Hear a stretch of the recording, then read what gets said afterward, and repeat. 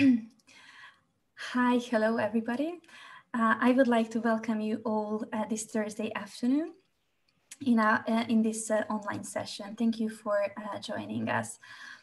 In the contribution of Heinrich Böll Institute from Germany and the Energiaklub Institute from Hungary, in the next 1.5 hours, we are going to discuss the World Nuclear Waste Report. We are going to have 3 presenters with 3 different, at the same time, very interesting topics. My name is Anna Hornyik, and I am the Marketing Communication Associate of Energiaklub, and I will be the host of this event today. Before I introduce our presenters, let me discuss a few technical information which are going to be important during this session. When you entered the session, I suppose all of you saw that your microphones has been muted, and I would like to kindly ask you to keep your microphones muted during the whole session to keep any background voices. And I would like to also let you know that and also ask you to write your questions down and put them in the chat box during this session. So in this meeting, we are going to ask you to put your questions in the chat box, and this way you won't need your microphones.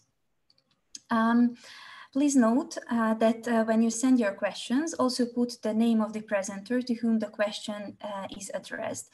Answering the questions will take place in the second part of the webinar. So first we are going to have the 3 presenters, and after we finish with the presentations, we are going to start with answering the questions. So once again, I would like to ask you to put your questions in the chat box, and feel free to write any comments and notes and thoughts that you have during the presentations. Also, I would like to ask you if you have any technical issues. For example, you cannot hear the presenter, or you cannot see their presentation, or any other kind of technical issue, just write it down in the chat box as well, because our colleague, Zsuzsi Dávid, is also here with us.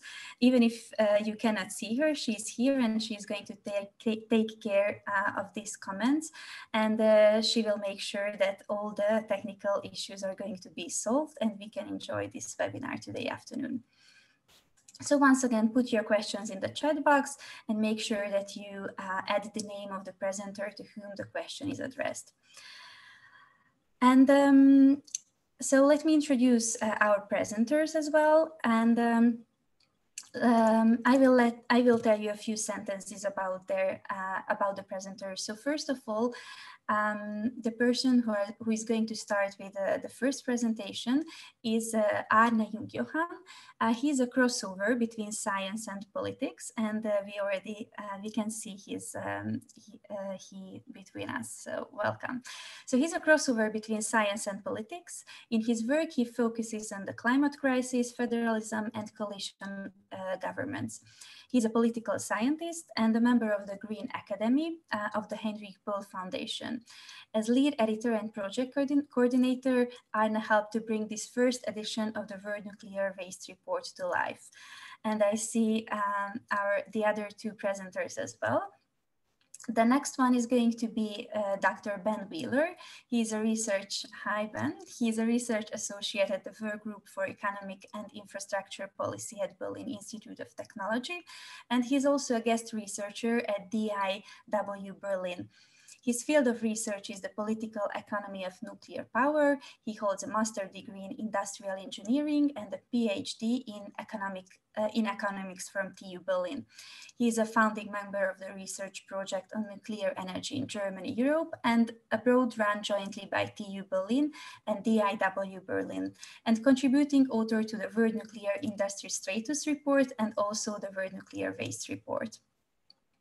Our third presenter is going to be Eszter Mátyás.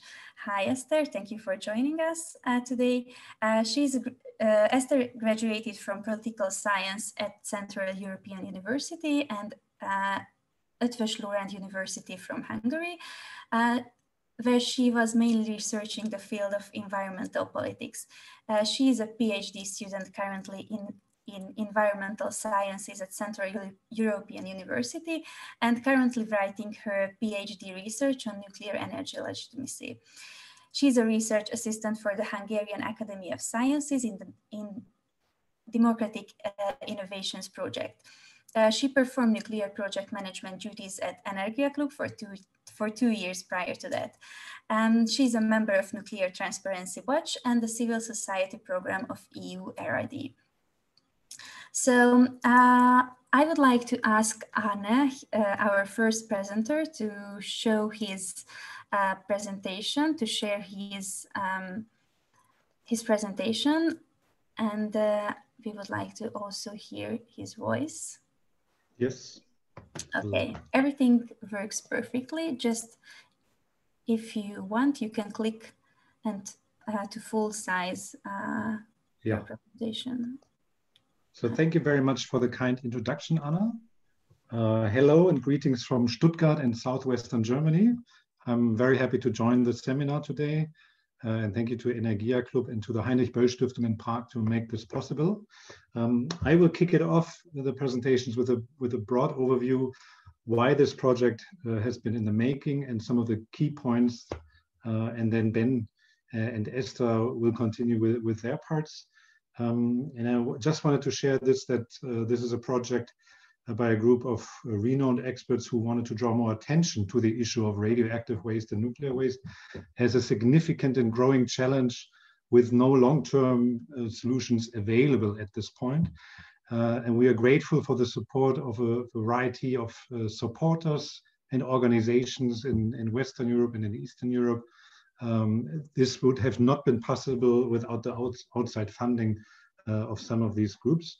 And the original project was initiated by Rebecca Harms, who is a former member of the European Parliament for the Green Party. And the original outline was produced by Wolfgang Neumann, Michael Schneider, and Gordon McCarran. So you can already tell that there's a lot of effort has been going into this from a variety of experts. Now, giving you the overview, I wanted to share with you some of the ideas behind the report and how we approached the issue.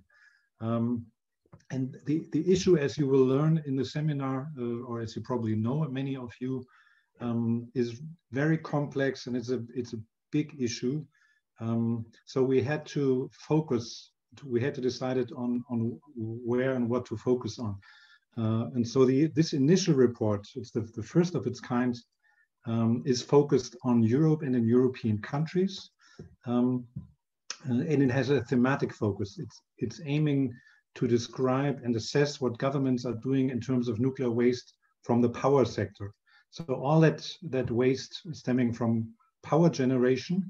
However, obviously there's much more nuclear waste around in the world. A lot of it from the military sector, but also nuclear waste from medicine and research and industry. However, these latter parts, they are beyond the scope of the report. They might be, in a future edition, they might be worth covering, and they are, from the topic-wise, worthwhile to cover. However, we could not include them in this report. So it's focusing on waste from power generation. We managed to secure contributions of 10 authors who contributed to this report. And they have a strong expertise in different professional fields. Yeah? We have geologists on board, political scientists, economists, engineers. So it's a very diverse mix of expertise that we brought together. And they also complement each other in their national expertises. So we were able to access also sources in native languages. This was a key issue to make data available as large as possible. The overall approach of the report is to provide data in a very descriptive way, in an empirical and technical overview. That's basically the attempt to assess what is out there, what our governments and government agencies are doing. So the aim was to close a research gap, because such an overview does not exist yet or hasn't existed before. It was also the aim to identify data inconsistencies. So when data is available but doesn't match with other data to it. And the idea is basically to allow for comparison between what countries and what governments are doing, because so far this is very difficult to compare. Eventually, the aim is to establish a monitoring over time. I indicated this is the first report. The original English version came out in 2019. And the idea is to come up with a periodical format. So to have a report every other year or every 3 years that expands the scope and covers some of the issues or some of the countries that have not been covered before, and to establish a monitoring over time. What the report does not do is to give recommendations. It does not make political judgments about companies, industries, or governments about their performance. This is not the aim of the report. And finally, just to give you an idea what topics does the report address, it's a handful of questions that we are trying to answer. Basically, these are the questions. How do countries classify their nuclear waste? What risk does this nuclear waste pose? How much of this waste has been generated? So the quantities of this waste, and what is also expected in the future? And which concepts do governments pursue for waste management and disposal? So basically, how does the site selection process start? Where do governments think the waste should be disposed of for the long term? And finally, also the question, how much does it actually cost to manage and dispose of this waste? And who's to pay for it? You know, these are the broad general questions. And I'm not going to walk you through all the answers, but I brought 2 slides with me that on the one hand illustrate the complexity of the issue, and on the other hand give you a practical example that some of these answers will be leading to. This is a graph basically illustrating the complexity of the issue. You have here an overview of what we call the nuclear fuel chain, and it basically shows you, I don't know, I hope you can see my mouse click here, but it basically shows you on this outside circle which kind of wastes are occurring along the nuclear fuel chain. So basically, these abbreviations mean high level waste, low levels waste, very low levels waste, and then intermediate level waste. Yeah? These are the broad categories of nuclear waste that are occurring in electricity generation. And from top to down, you see here on the left-hand side in the brownish color, you see the mining and milling of uranium, the process of conversion and enrichment of this uranium to natural uranium, fuel fabrication, and then the use of the fuel rods in the reactor. And for some countries reprocess this kind of spent fuel in the later on, and then eventually the category of storage of disposal, if these kind of wastes are being stored or disposed of. And as you can see here, this is the traditional chain from the uranium going from mining to this process being used in the reactor, and then we have the leftover spent uranium fuel. This is the traditional waste production, so to say, the process. And up on the right-hand corner, you see there are additional waste occurring during operation times of nuclear power plants. So these are rather technical supplements like the turbines or filters or some technical equipment. And finally, if a nuclear reactor is decommissioned and is being rebuilt or reconstructed, there's a lot of decommissioning waste being produced at this process, which is rather very low level and low level of waste activity. And the greenish and the blue stuff over here in the middle, these are waste streams that are occurring for these countries that are using the process of reprocessing, which are basically, which reprocess spent fuel and put it back in the fuel chain and produce different kinds of fuels with this. Yeah. So I know this is probably very complex and we could talk a lot about the overall graph, but the main observations are these. Basically, waste occurs all along the nuclear fuel chain in various characteristics. These waste, the waste differs in its characteristics, and they mainly differ by the level of radioactivity they include. So high level or low level is the level of radioactivity, but they also differ in terms of the time of decay. How long does it take for the radioactivity to be reduced? And finally, they also differ on how they can be treated, how they can be managed in the waste operation. What we also see is that the use of reprocessing increases the volumes of the waste. Reprocessing produces more waste overall, but it also increases the complexity of waste. So there are new forms and different forms of wastes occurring when reprocessing is used, such as in France, in the United Kingdom, or in Russia. What we also have seen once we put all the country chapters together, and once you compare these countries, you realize that these waste streams differ from country to country. As for instance, some countries have had uranium mining in Europe, such as Germany and France. Most haven't. While today, most of the fuel is being imported to Europe, or most of the uranium is being imported. Yeah, some countries use reprocessing, some don't. So it's a broad mix out there.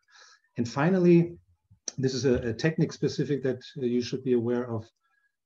We are talking about these different levels of activity of the waste.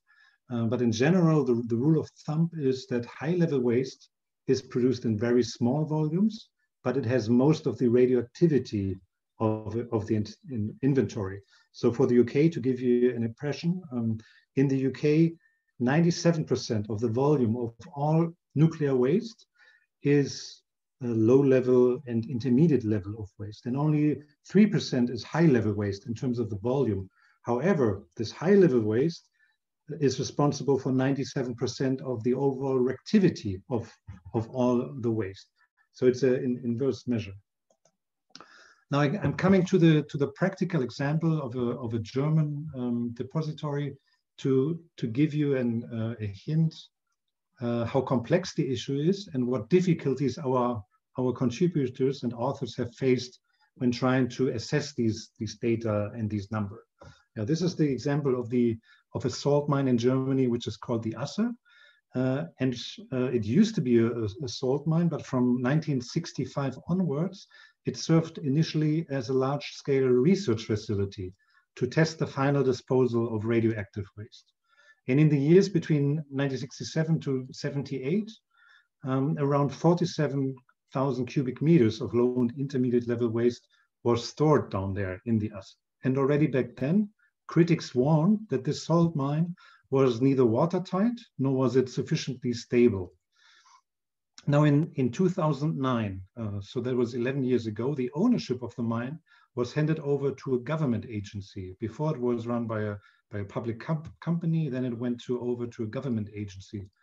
And before this handover, media reported that the mine's operator already misinformed the supervising authorities about the saltwater leakages in the mine. Now, the inflow of groundwater is problematic because it raises concerns that the drinking water nearby could be contaminated. That would be a big problem.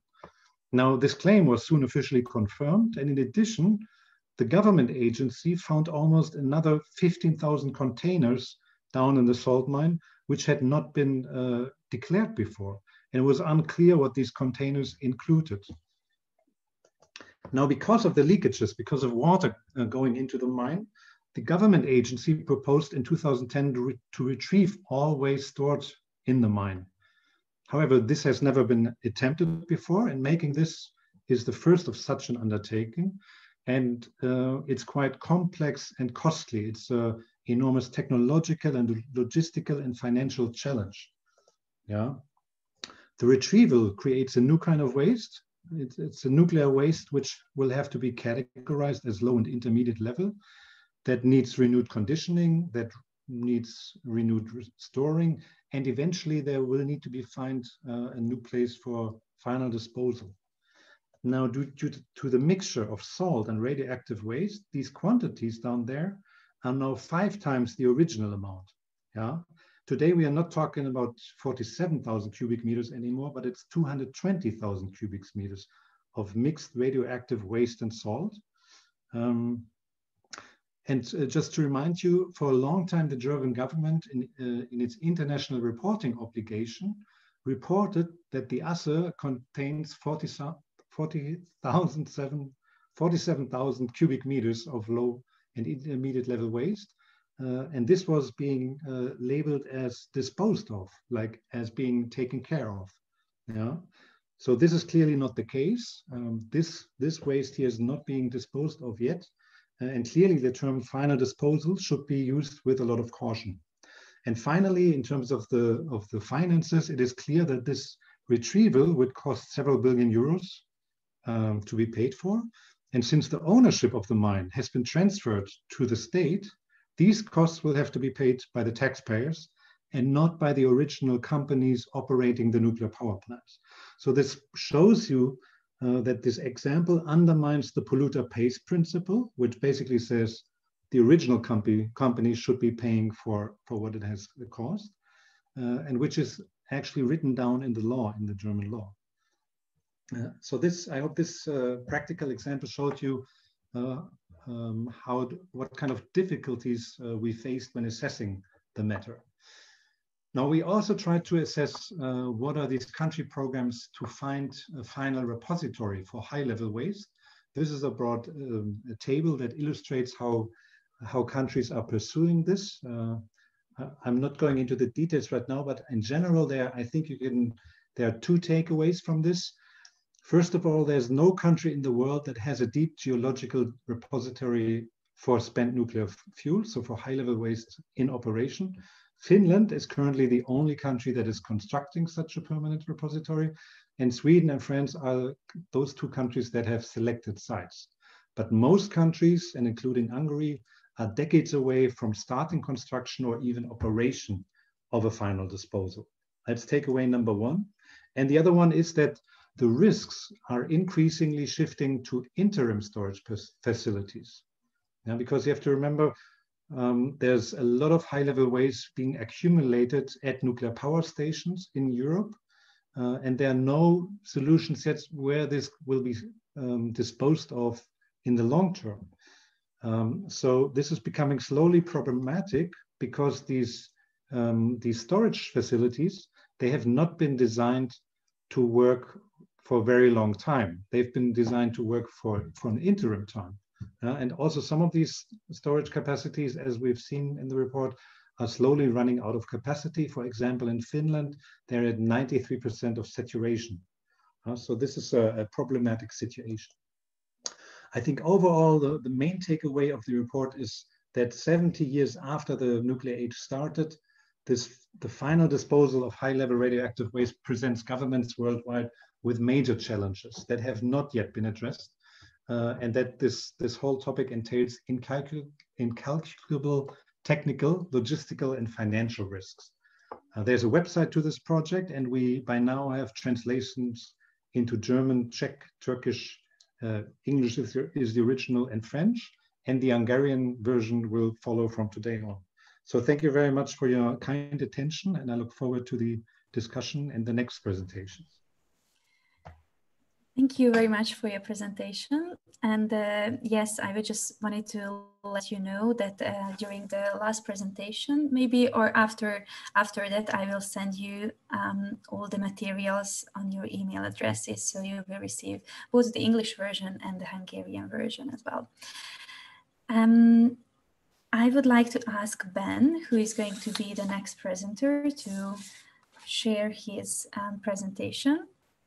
We can already see you, and I see that you unmuted yourself, so probably we can hear you as well. Can you hear me? Yeah, that works fine, and we can see your presentation, so please. Thank you, Anna. Thank you also for your kind introduction, and Heinrich Böll and Energia Club for setting up this webinar. I'm going to report you in this session two chapters. The first chapter is the quantities of nuclear waste, and in the second part I'm going to talk about the costs and financing chapter. So in this chapter we wanted to assess the data which is published under the joint convention on joint convention reports, which come out in I think every 3 years. We look at operational waste. We look at spent nuclear fuel and high-level waste, decommissioning waste, and in some cases also we touch the issues of uranium mining and fuel fabrication. But as uranium is still largely imported,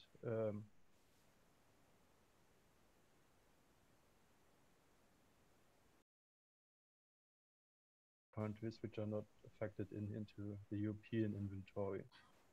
Excuse me, Ben, if you could please speak a little bit louder, because Okay. we can hear you, but if you could just... I will try. So we tried to come up with an inventory in Europe. Start with the low and intermediate level waste. So we assessed all the countries. We excluded Russia and Slovakia from our analysis because Russia gives only rough estimates about intermediate level waste, and Slovakia, we could not handle the data which was published by Slovakia. They have data like in pieces or drums, and so no comparison was possible between the different countries using Slovakia. We found that we have more than 550,000 cubic meters of waste, which are currently in interim storage across Europe. We have only a half of the observed countries have disposal facilities for low and intermediate level waste. You can see them here in the middle. Most don't, more than half don't have operation facilities. So interim storage, as Arne also said, is coming to the forefront, not only for spent fuel, but also for low and intermediate level waste. We found that close to 2 million cubic meters have already been disposed. But looking closer, already 1.8 million, so nearly all of it was disposed by two countries, by the two major nuclear countries, the UK and France.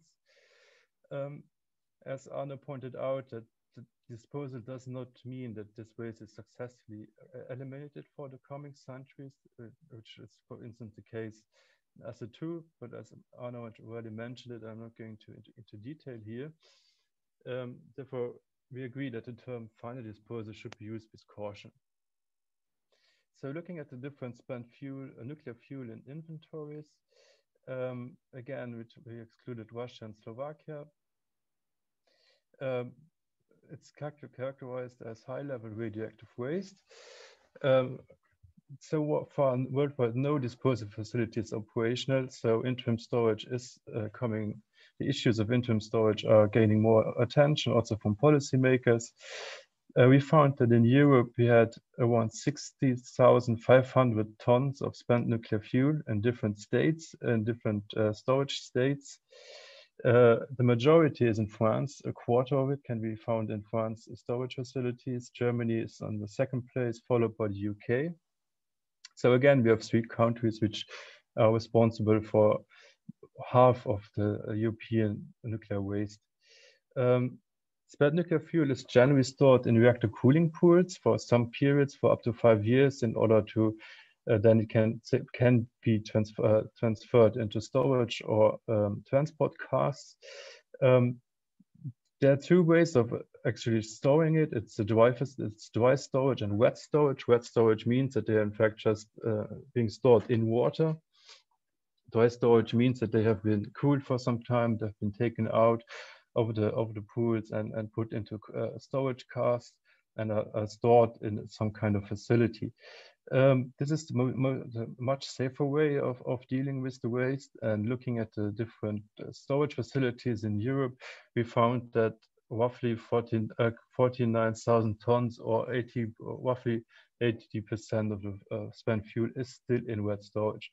So this is an important message from the report. It's the most dangerous form of storing it, and just a few countries have achieved of putting the majority of their waste into a dry storage facility. Here's the disparison of spent nuclear fuel across Europe. The top, as I mentioned, the top three countries account for more than half of the waste, followed by Sweden, Spain, and some smaller countries with not that big of an inventory. But the three major nuclear countries, of course, have the most spent nuclear fuel, which need to be stored and eventually disposed of. So looking at decommissioning, we have already large quantities of low and intermediate level waste across Europe, as I showed you in the first slides. But large quantities will arise in the coming years, decades, when the reactors are shut down and subsequently decommissioned. As of 2019, we found that only 19 reactors have been decommissioning worldwide, only 5 in Europe. These are some data which we published in the World Nuclear Industry Status Report. So decommissioning is only in the beginning. And if you look at here, you see on the table, you see the accumulative capacity. So this is only 6 gigawatt. We have here small prototype demonstration reactors. Worldwide, we don't have one large-scale reactor, which is usually over 1 gigawatt of capacity. Usually, reactors are supposed to run for 40 years. Not such a reactor has been decommissioned worldwide. So all this data we have on the quantities of decommissioning waste is highly speculative. There are some decommissioning works in Europe going on, but the reported quantities of this decommissioning waste are hard to find. They're sometimes also clustered into other kinds of waste. So to really assess how much waste is going to rise in the coming years is difficult for decommissioning. Nonetheless, we try to have an estimate of the nuclear waste in Europe. How much is that going to be produced if we take the given nuclear power plants in Europe? Given we look at the expected lifetimes. And we looked at how much operational waste is going to arise, how much spent fuel, how much decommissioning. Again, I have to mention that uranium waste is not included here, so this is purely operation.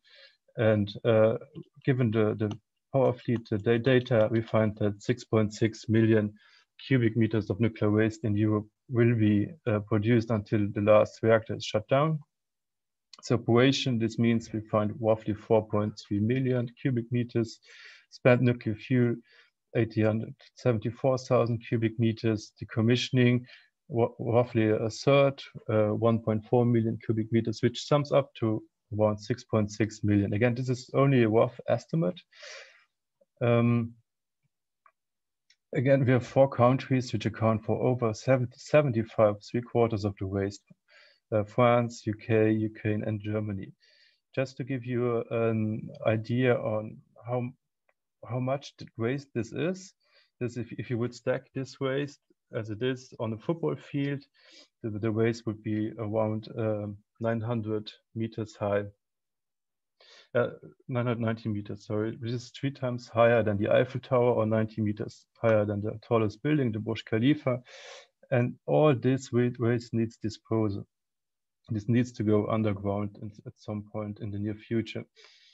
Looking at the ongoing generation of nuclear waste and the upcoming decommissioning of nuclear facilities, this poses an increasing challenge. As Arne already mentioned, some storage facilities in Europe are slowly running out of capacity.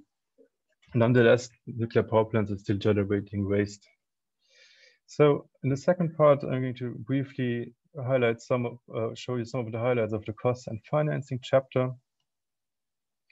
To start with, we have a basic liability for decommissioning and waste management with the operator or the licensees. Looking at the IAEA Joint Convention on the Safety of Spent Fuel Management and on the Safety of Radioactive Waste Management, we have the Article 3, which says that in order to avoid imposing undue burdens on future generations, one unifying concept which we observe in nearly all countries, the polluter pays principle, which Arne already mentioned, in fact says the one who pollutes should also pay for it.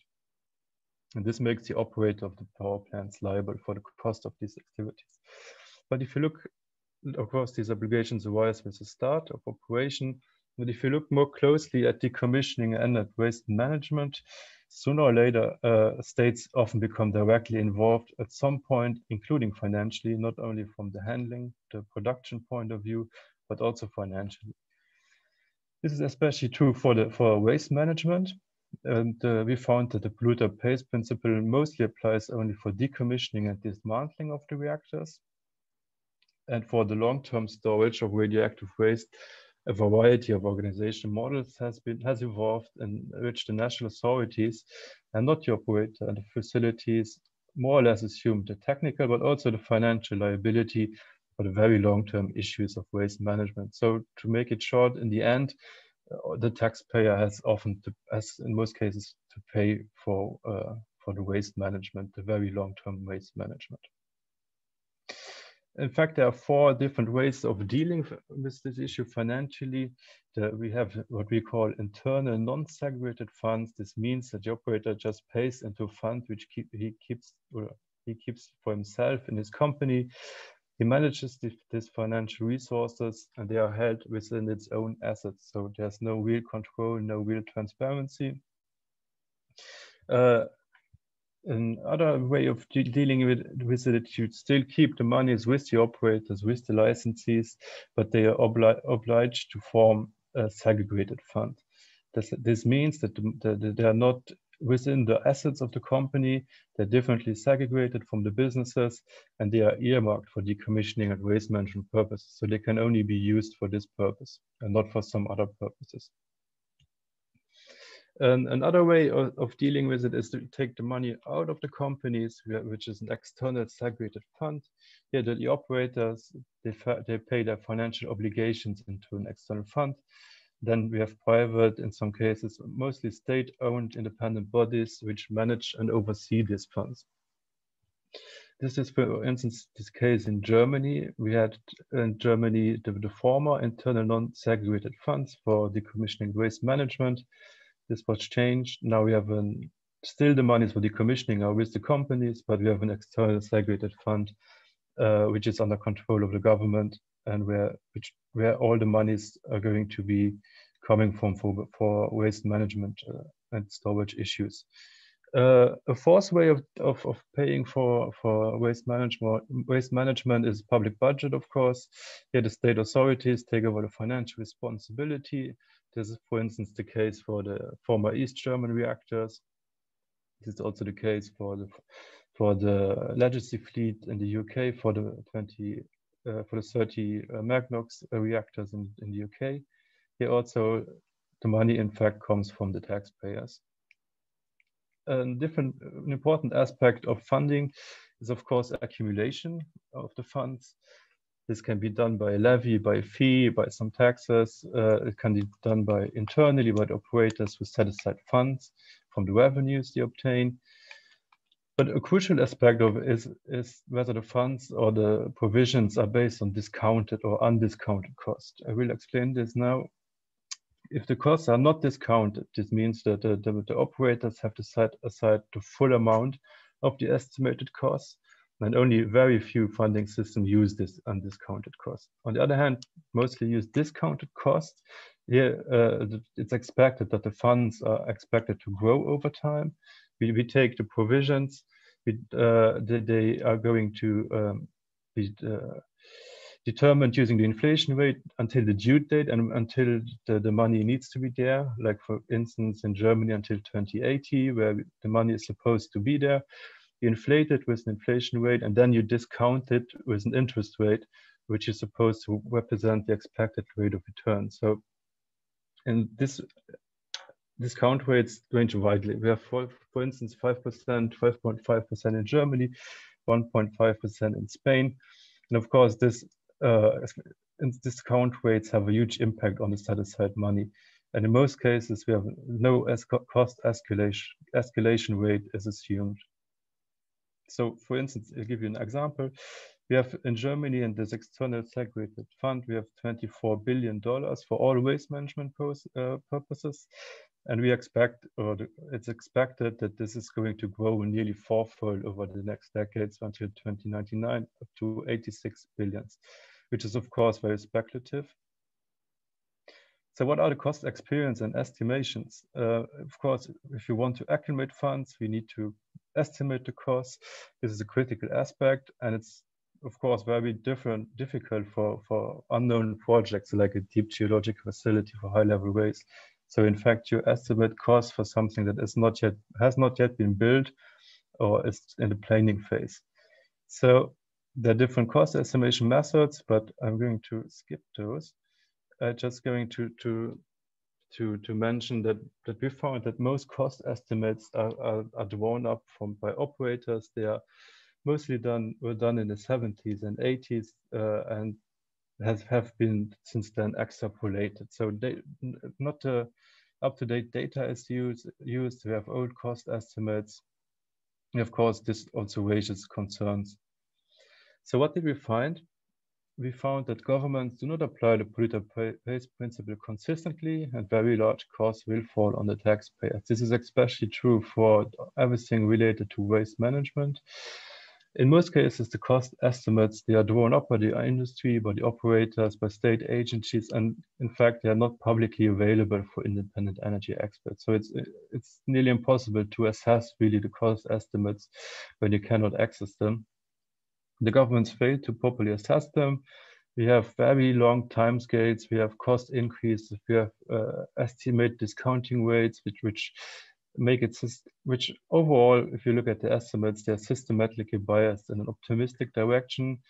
No country up to date has both estimated cost precisely and closed the gap between secured funds, the funds which are actually there, which are available, and the cost estimates.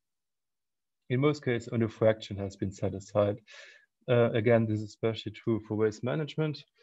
And looking ahead, we have a large number of reactors are shutting down ahead of the schedule, mainly due to unfavorable economic conditions. It's getting more expensive to operate old aging power plants, nuclear power plants. We have, with this, again, the risk of insufficient funds is increasing.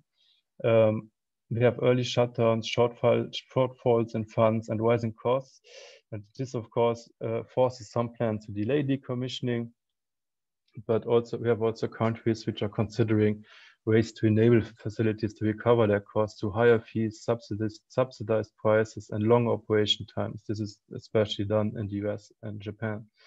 Of course, during this time, always generating large quantities of waste, which I want to stress again, which need to be stored in interim facilities until we have the disposal facilities at hand. So this was it for me. I tried to briefly summarize the two chapters, and I'm looking forward to the discussion afterwards. Thank you very much.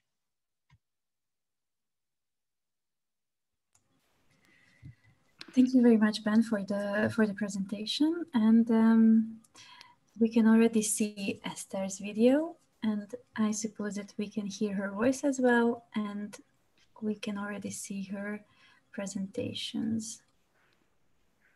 So please, Eszter.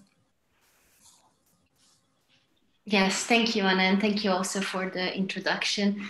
And I also wanted to thank you again, Arne, for this opportunity to include Hungary into the waste report, and also Henry Busch Stiftung to translate it into Hungarian. I think it's really important that we have this discussion, and I'm also super interested about the discussion that we're going to have after my presentation, because what is certain that we do not talk enough about the radioactive waste issues in Hungary, and every opportunity that we have is a great thing. So before I get into the details of the Hungarian situation, I just wanted to give you an overview of the nuclear energy history of Hungary.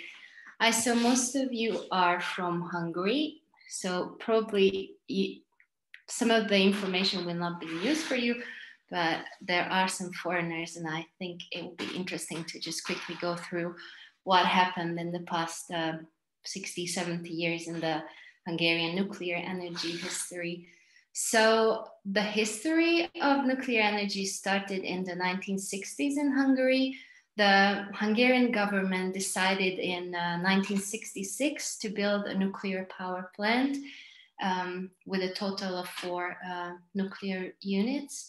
And the construction, they decided to have the construction in Paks because it is right by the Danube, and the Hungarian government, both the VVER 4040 pressurized water reactors, so they needed to have a river close by to the power plant.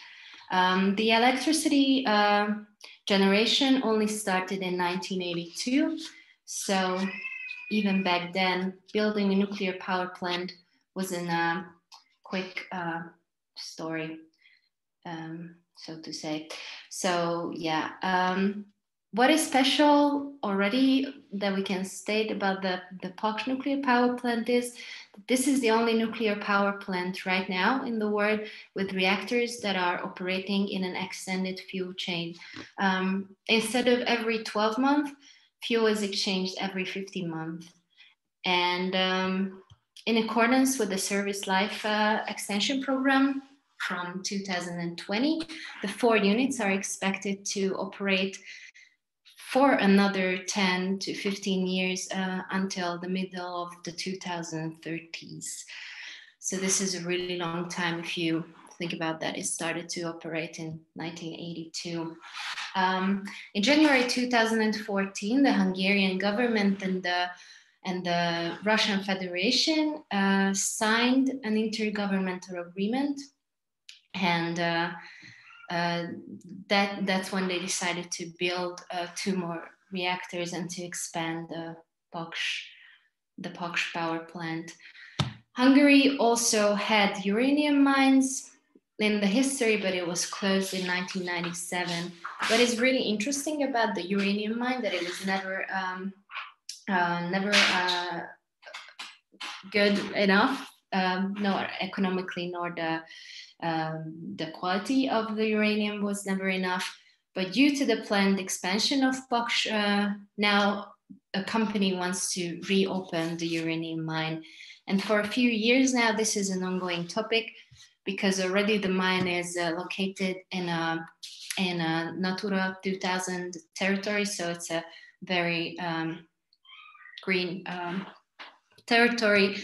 And still there is a company which thinks that it would be a good idea to open the uranium mine again and to provide uranium, like some part of the uranium for the 2 new reactors. So this is the history of the Hungarian nuclear energy in a really, really small nutshell. How about the waste issues? So nuclear waste is generated in 3 nuclear facilities in Hungary right now. One of them is, of course, the POX nuclear power plant.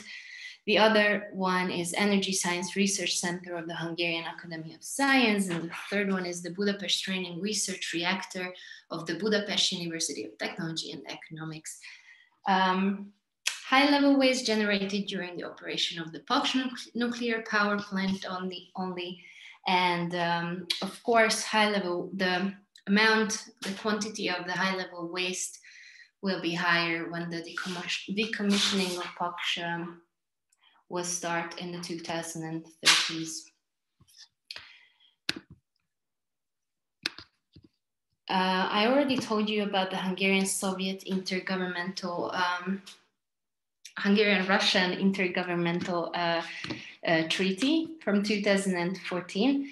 And now I'm gonna tell you about the Hungarian-Soviet intergovernmental treaty, because this is a really important part of the Hungarian radioactive waste history.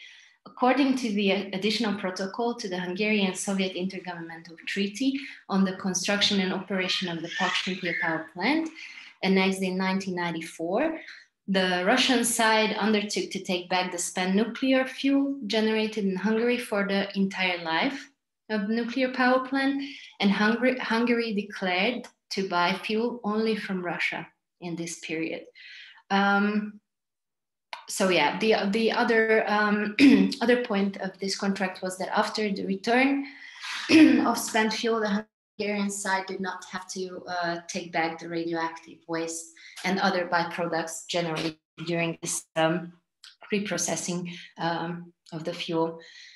So between 1989 and 1998, most of the spent fuel was returned to the Soviet Union and to Russia after that. But in the 1990s, however, contrary to the terms that were in the original agreement, the Russian side requested that Hungary take back the radioactive waste and other byproducts generated during the reprocessing. And this was the reason why Hungary decided to construct a temporary storage facility for the spent fuel in Hungary. This was in 1990. The contract with Russia or the Soviet Union was signed in 1989. And if we remember, POX started to operate in 1982. So from nuclear waste history point of view, I think this is a really interesting question that there were some years, or even in case of other countries, maybe decades, that no one actually started to challenge the problem of nuclear waste issues. But Hungary, so the 1993, so Hungarian government with engineers and scientists decided to commission the English company GEC Alstom to build a modular dry storage facility. And the reason why they chose to have this type of design and technology was that the number of storage chambers can be increased in this modular system. So this is the picture of the three waste facilities we have now in Hungary that are operating. Püspökszilágy for low and medium level activity waste, POX, where the spent fuel is stored temporary, and Bátor-Báti for nuclear power plant, low and medium level waste. I'm going to talk a bit more about Püspökszilágy because it is a really interesting case in Hungary, and I think it presents the problems that we have in Hungary with radioactive waste. POX, I already told you about. So this is just a temporary place, and Bátor-Báti is a pretty new one. So yeah, this repository is an underground, as you can see from the picture, but it's not a deep geological, it's just an underground geological formation in which the short-lived low and medium level solid or solidified radioactive waste of nuclear origin is disposed. So I'm sorry, just yes, so the deep geological disposal that is planned by the Hungarian government, and Arne and Ben already talked about the need for such deep geological disposals in the whole world. Hungary has the same issue. So while we can store the spent fuel in POX for maximum 50 years, after that you have to deal with the issue of those spent fuels. And as we heard from the other presentations, there's no final solution yet how to solve this issue. Well, right now, with the best knowledge we have, we know that clay it can be a good medium to store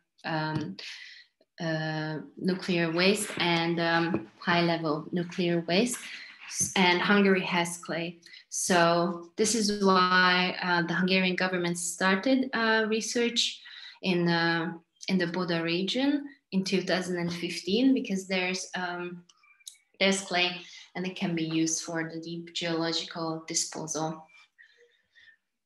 A problem is, well, several problems are arised with this question, but one of the problems that I wanted to address here with this slide is that this research started decades ago, but in 1996, this region's mayors already knew that that this is going to be, most probably this is going to be the region for the final disposal, and therefore they community, the potential affected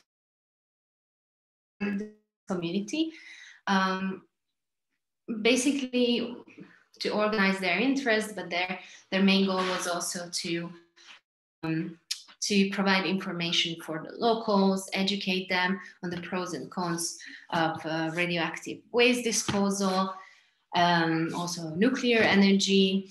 And well, what we found out like years ago, that it was also a political power that they used to win over the place and get more money for the if they have the research place.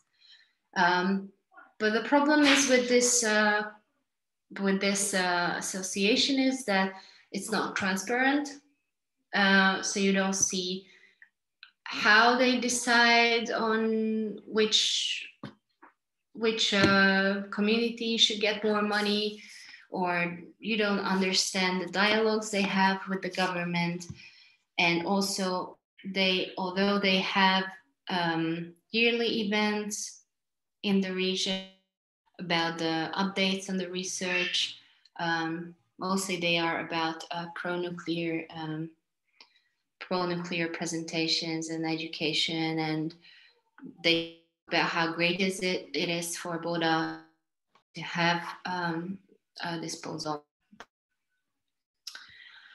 Yeah, this is I wanted to just give you a quick update on how the numbers changed after last year that I included in the report chapter.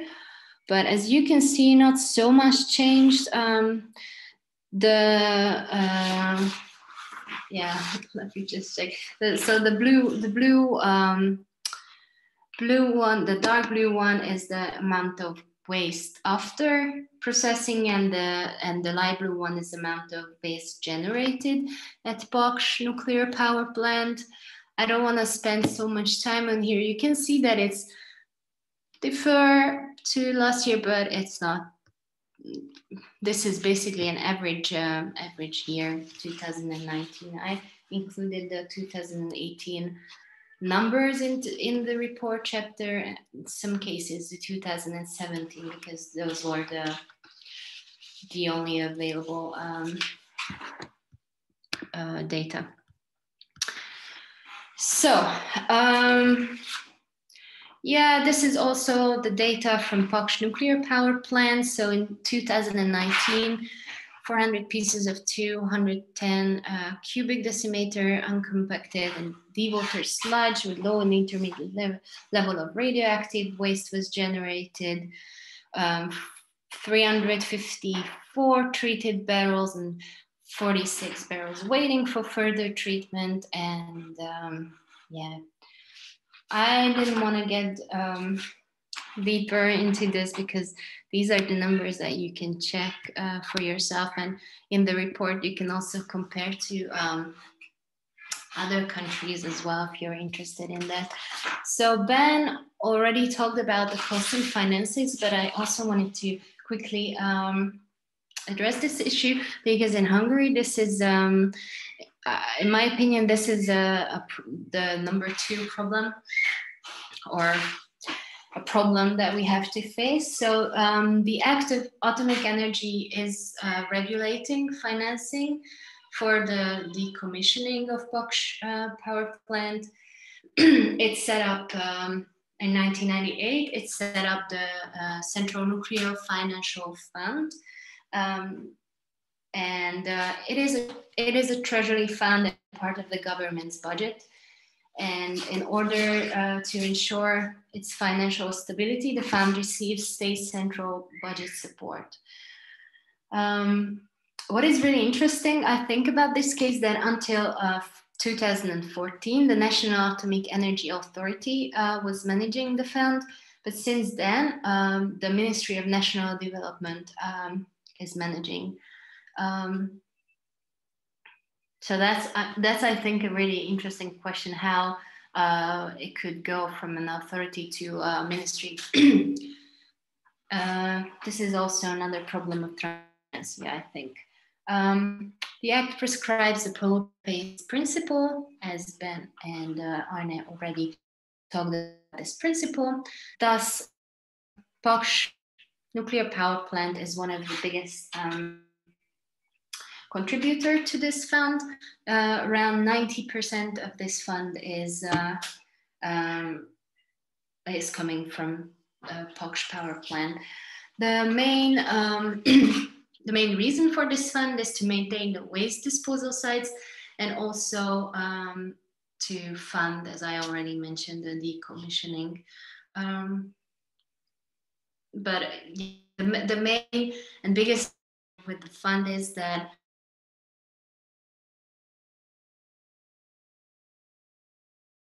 how the cost will be funded and financed.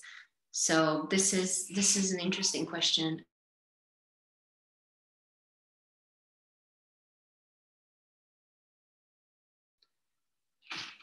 And as I mentioned, and I really wanted to talk about silage quickly, if I still have time, but I still have time.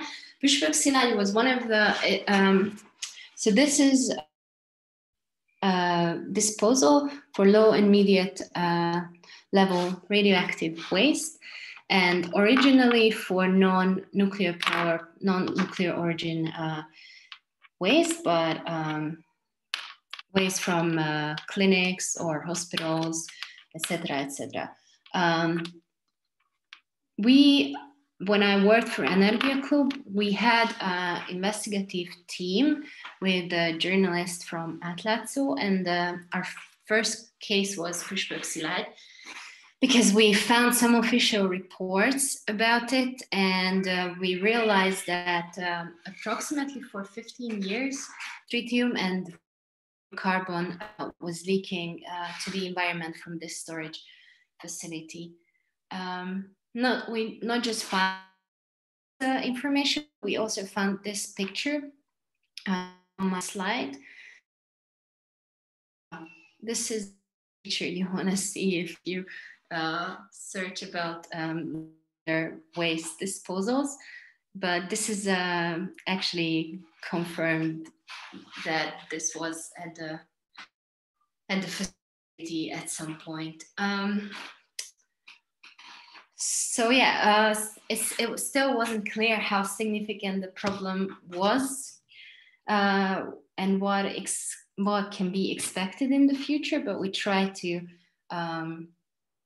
present and show how, what is happening in Püspök Szilágy. So one of the other things that we found out, apart from the tritium and radiocarbon leak and the terrible packaging of waste, that there was no background radiation meter at this disposal, which isn't the case in the others. There's like 130 background radiation meters across Hungary, and all of the settlements who has nuclear facility in it has at least 2. So it was an interesting issue why Püspök Szilágy doesn't have a background radiation meter. It was a great issue, and luckily the locals helped us to figure this out, like why they don't have it. And then after the article, I'd like to believe that because of the article and after the article, the disposal finance radiation meter. So that was, I think, this is a really good success of an article.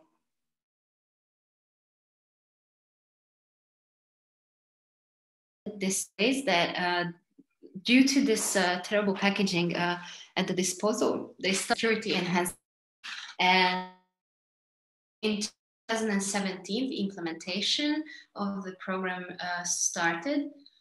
In the first phase, that's what we already saw.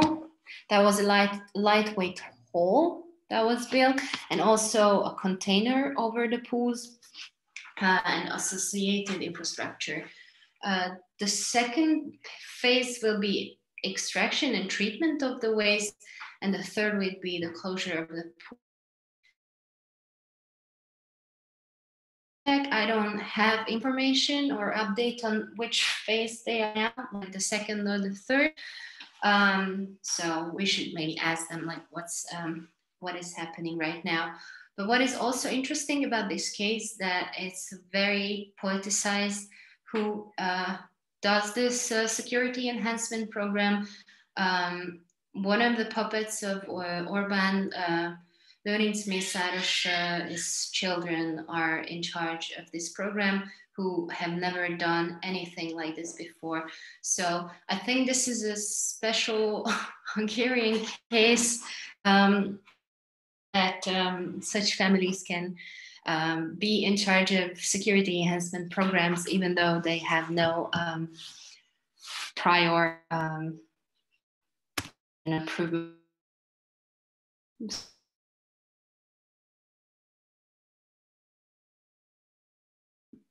Yeah, this is how we entered the Boda disposal research. I want to quote from a recent article by Eszter Mátyás from Átlátszó, because I think this quote presents very well what's going on with the research for this disposal. So, quoting, it seems that the municipalities affected by the radioactive waste repositories and government are no longer rowing in the ship. The former good relationship may be worsened by the tightening of the conditions for the use of compensation money in Bátorapáti. Public dissatisfaction may turn the public against nuclear facilities, just as an exploration drilling for the country's first cemetery has resumed in Boda Baranya County. The design of the Baranya nuclear cemetery is not equally popular everywhere. Most of its opponents are in the county seat of Pécs, where the method used by the states to soften the settlements affected by exploratory wells is also criticized. They say that they simply pay off by local governments and their leaders to prevent public resistance. So, as you can see, the situation is at Boda. It's happened years now in the region, and people are not satisfied. That's for sure what we can say. So there are several conflicting interests and the public resistance in opposition of the Boda research. And because of this article that I was quoted, this Boda research is also again on the national political agenda, which was interesting because while I was working for Energia Club, we spent years to keep Boda problem on the agenda. And as an NGO, we're struggling, but now it's back on the national political agenda because one of the local MPs posted on his Facebook, let me quote again, I asked the Secretary of State to take steps to investigate which other alternative locations in the country could be explored in order to establish the most appropriate facility in safety. This post by Peter Hoppal on the 19th of November. So it's a really recent post and raises so many questions that I don't even know how to address right now. But basically the thing that this research, as I told you already, has been ongoing for 30, 40 years, still under the process, and probably was the whole disposal will start to operate in the into 2060s.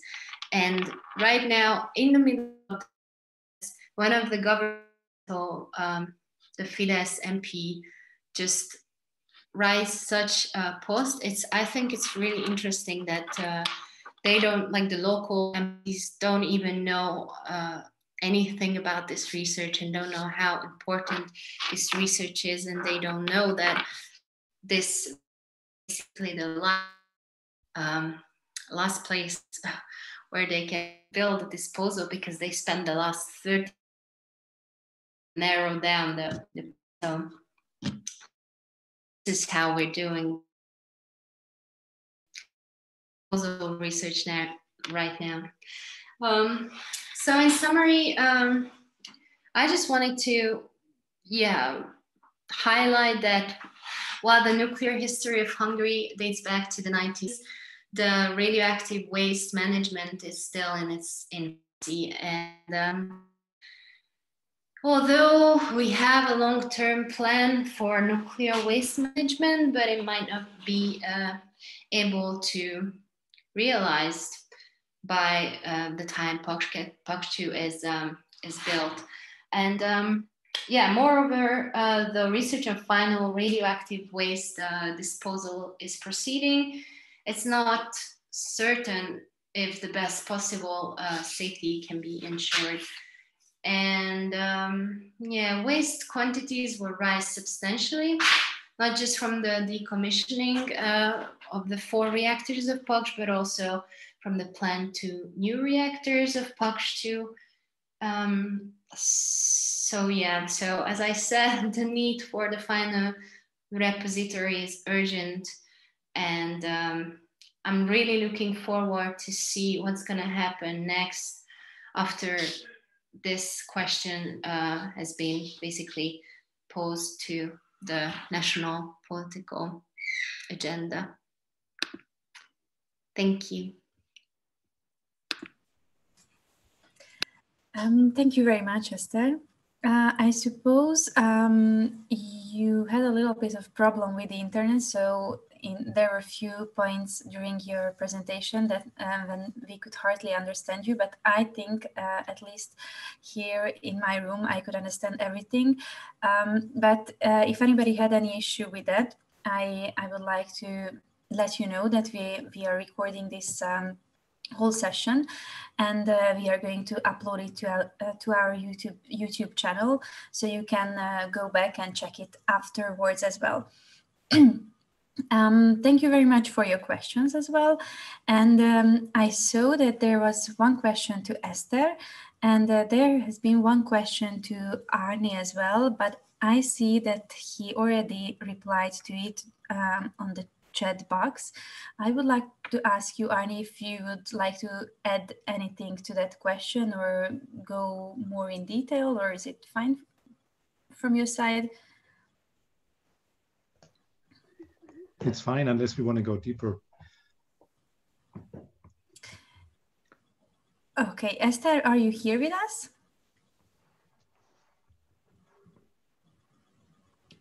Well, something's wrong with my internet, but I was like, yeah, you hear me now? Yeah, we can hear you now. Okay, but I hope that some of you could hear my presentation as well. Yeah, we could hear you. Okay, great. I understand it as well, just to let the others know that there will be a recording. There has been a question to you. I don't know if you could see it. Or... Yeah, Bela, right? Yes. Question.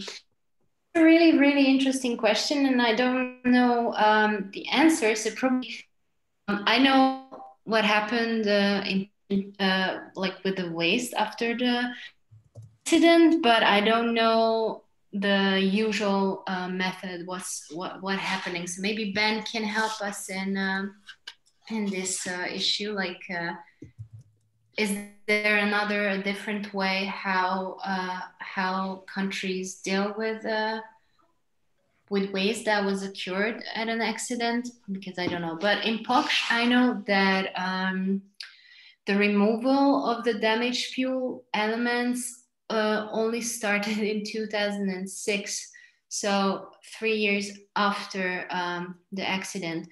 And until then, the fuels were left at the PAX temporary spent fuel disposal. So yeah, also in August 2014, there were some other parts of this accidents that were transported to Mayak for reprocessing, which was a terrible situation and event, because this whole shipment with damaged fuel elements. It was a train. It was passed through Ukraine, which was a war zone back then too. So yeah, and the agreement between Hungary, Russia, and Ukraine let this shipment happen, but it was an interesting case for sure. But I don't know how other countries deal with these issues. So maybe Ben, I don't know if you can help.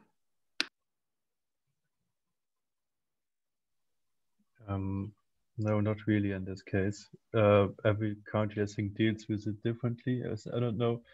I don't think that there's a specific European regulation legislation to handle waste from accidents. I don't know. I cannot answer this.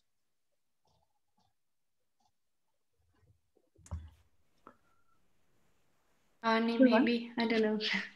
Yeah, I cannot contribute to this question, but maybe to the other one, if it's okay. Because someone asked about the ASSE and the question of the ownership, and if it wasn't basically, if it's unfair that the state takes over the ownership and responsibility and lets the company off the hook. If there was corruption involved, I haven't heard that there was corruption involved, but I think it poses a bigger question. And the question is basically, what kind of liabilities can these companies provide, even if they do have the responsibility? Yeah? If we look at these cost estimates that Ben has been presenting and that Eszter has been presenting for Hungary, then we face billions of extra costs that have not been foreseen or not have been calculated for. And these companies, they do not have the cash to pay for this, and they do not have the worth to pay for it. And if for instance, they would have to pay for everything, they would go bankrupt, and that would not be enough to pay for all these costs. Yeah? So I think this is more, for me, this is more a reminder that entering the nuclear age was a major mistake in this regard. But at some point, and looking forward, the question is, well, what is the better solution to actually fix the problem? Yeah, and if you have private companies trying to fix this and trying to keep costs low so they survive, this will put pressure on safety standards, for instance. Yeah? So there is a tension between costs and safety standards. And at some point, for me, it makes sense that the public and public agencies define what is the best solution, how can we keep up safety standards high, and how can we make sure that this lasts for decades and centuries, and not that these decisions are being made by companies that operate under very short-term profit-oriented decision-making processes. Now, so I'm a strong defender of the polluter pays principle, and that these companies should be held liable for their actions in the past. But moving forward, I think it's very important to make sure that we do find responsible and good solutions that are lasting long-term for the public good. And I think there's a trade-off between these two interests that I personally have.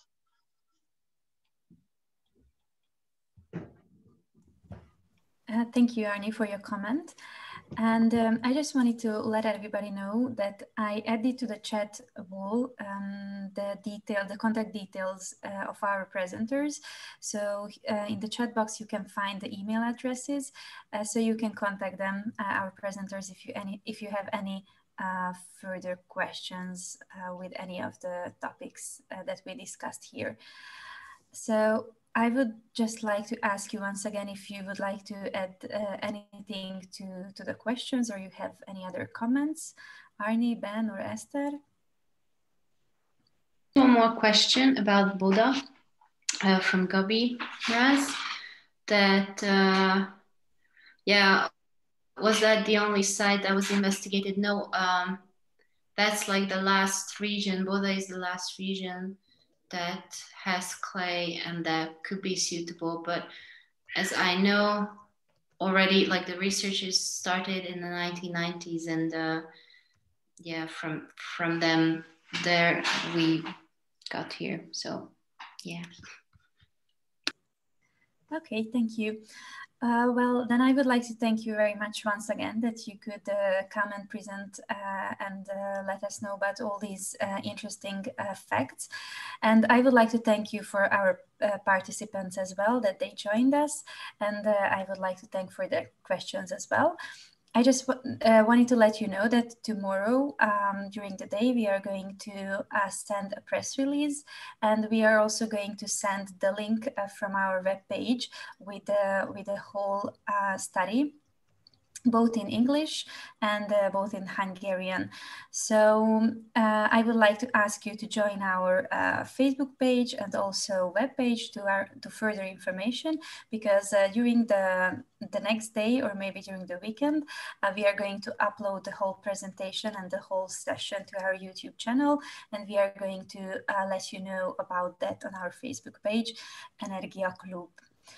So thank you very much once again for joining us, and have a nice evening, and thank you for your presentations. Thank you for having us. Good Thank night. you. Bye-bye. Bye. Thank you.